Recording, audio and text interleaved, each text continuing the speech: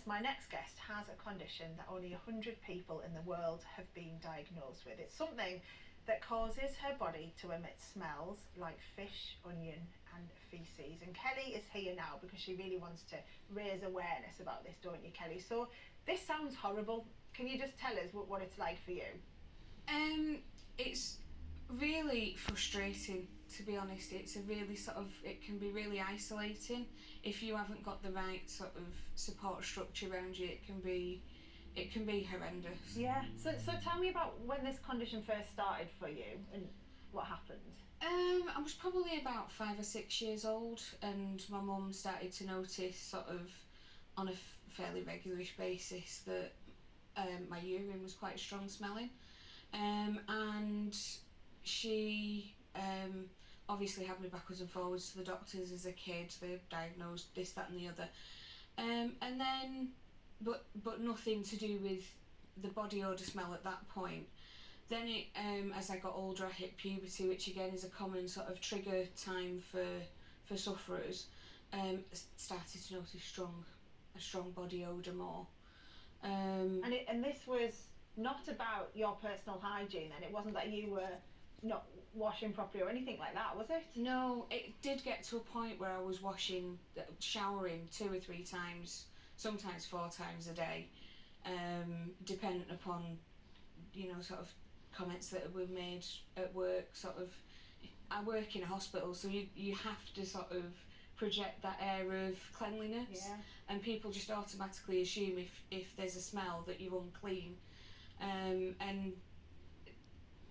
then it just got to a point where I had to go and see the doctor about it, because it was just... Because at this point, growing up, you couldn't explain it, could you? So you know, as you said, you've been to doctors a lot, but still, and washing loads of times, but still, this terrible smell. And what were people saying to you? Like, were people commenting it on all the time? Yeah, there was.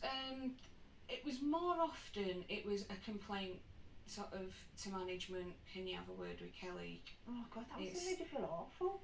It was, but it was more frustrating, because it's like I'm doing everything, and every morning was like this tick list of fresh. I know everybody goes through the same thing, but it was like I changed my body wash multiple times, and it just seemed that everything I did just made everything worse. And I got to a point where I was just like, I don't know what else to do. Yeah, and you were trying to mask it, I imagine, with perfumes and things as well. Yeah, which I found since also can make it worse dependent upon the perfume. Yeah, and what about when you were at work then? Because didn't your mum have to come in and bring a change of uniform? Because you work as a radiographer, don't you? Yeah, in the end I ended up with sort of like a rescue kit almost, stashed away in one of the cupboards with a fresh uniform, even down to fresh underwear, because I couldn't pinpoint where the smell was coming from. Yeah. Because most body odour will come from the armpits.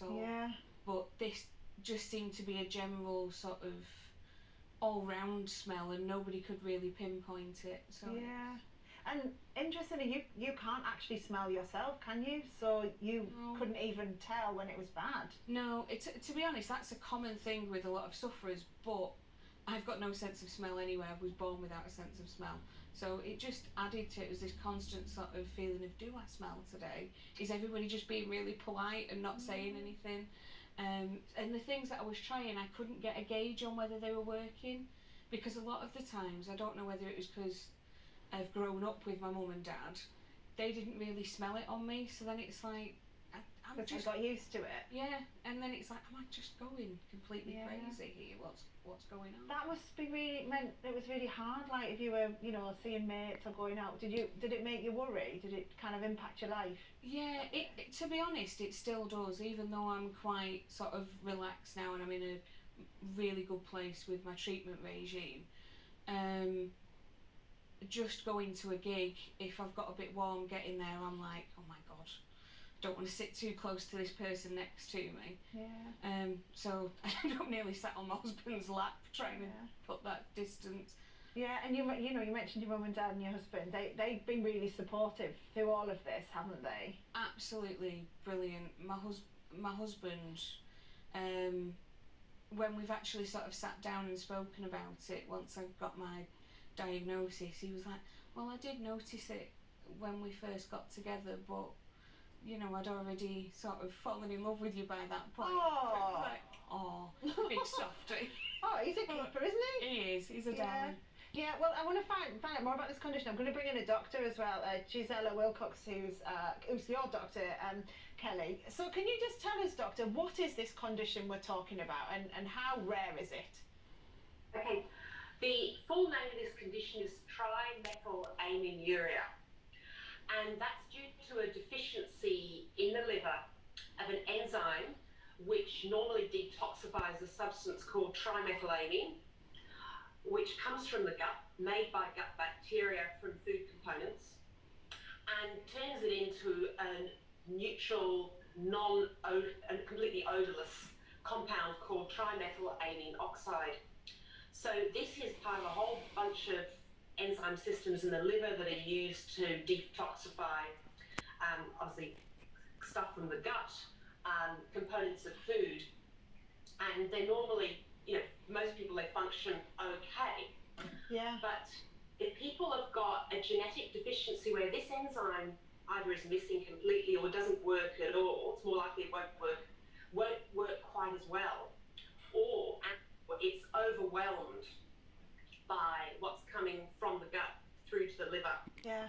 Then there's a buildup of this substance called trimethylamine, which classically smells like rotting fish, although there are a whole range of other descriptions. Yeah, and so so is it about changing diet then? Is that what you've been working on with Kelly?